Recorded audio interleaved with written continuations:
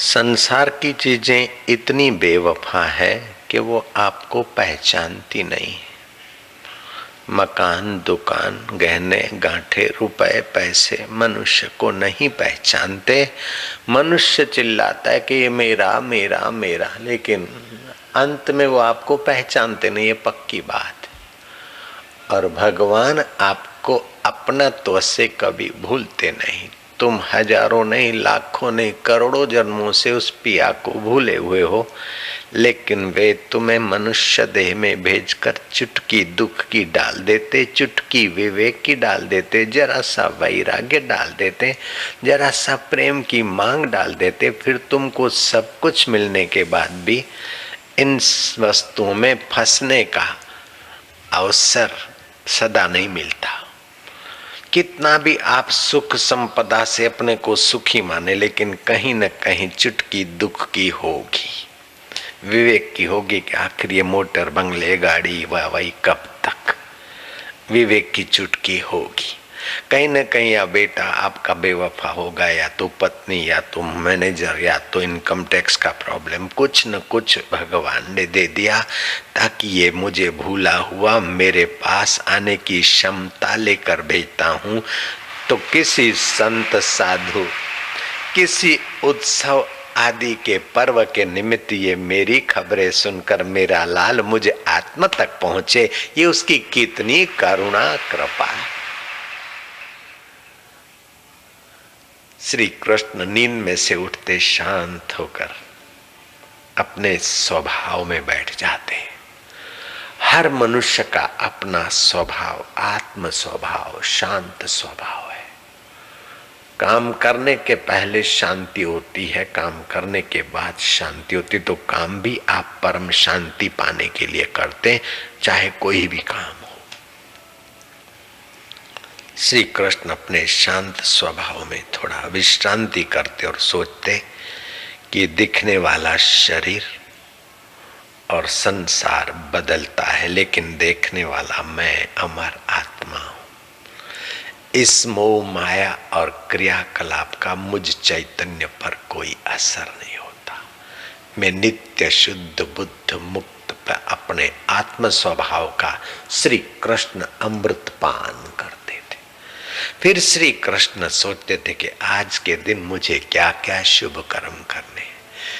फलाने ब्राह्मण को इतनी गौएं देना उचित है, फलाने ब्राह्मणों के समाज को इतनी गौएं भेज दे, और गऊओं के सींगों पर ये लगा दिया जाए, और साथ में ये दक्षिणा हो।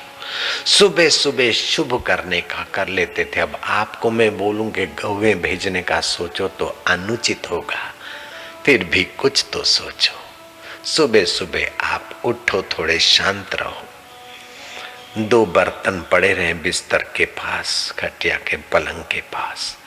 एक में अनाज, चाहे चावल हो, चाहे कोई अनाज हो, चाहे कोई प्रिय तुम्हारी वस्तु। दूसरा बर्तन खाली, 4 दाने चने के, 4 दाने जौ के, तिल के, जो आपको दे। श्री कृष्ण अर्पण, समाज रूपी कृष्ण की सेवा में लगे। फिर चाहे वो 4 दाने पक्षियों को डाल दो, कीड़ियों को डाल दो, कहीं आप उसका सत उपयोग करो।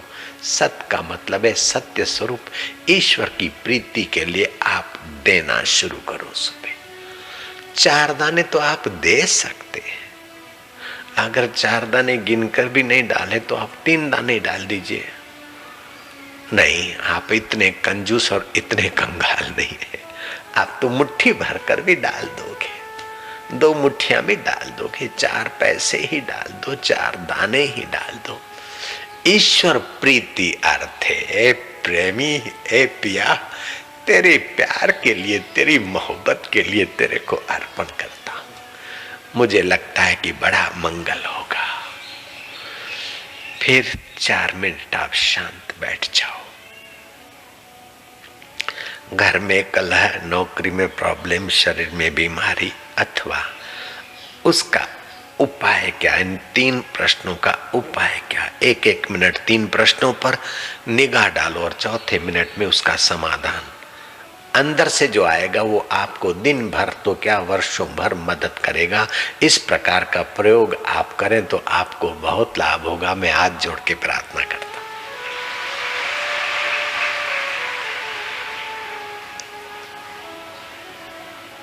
फिर क्या करोगे? है तो दोनों हाथ उसी के, सारा शरीर जीवन उसी का है, लेकिन हम बेईमानी करते कि ये मैं हूं और ये मेरा है। कम से कम सुबह बेईमानी का हिस्सा आधा कर दो। एक हाथ उस प्यारे का और एक हाथ मेरा, मिला दे हाथ। आप सुबह सुबह उससे हस्त मिलाप कर लीजिए। आपकी सुबह बहुत सुहावनी हो जाएगी, आपका दिन सुहावना हो जाएगा, आपका मन सुहावना हो जाएगा, आपकी मति सुहावनी हो जाएगी, आपकी गति सुहावनी हो जाएगी। आप ऊंची गति करेंगे। आप फिर शराब कबाब या संसार में पच मरने वाला व्यवहार करेंगे तो वो टोकेगा, वो रोकेगा और आप रुक जाएंगे। एक बार नहीं रुकेंगे तो दूसरी बार रोकेगा, टोकेगा। अगर नहीं रुकते तो वो फिर आपको कोई थोड़ा बहुत, जैसे माँ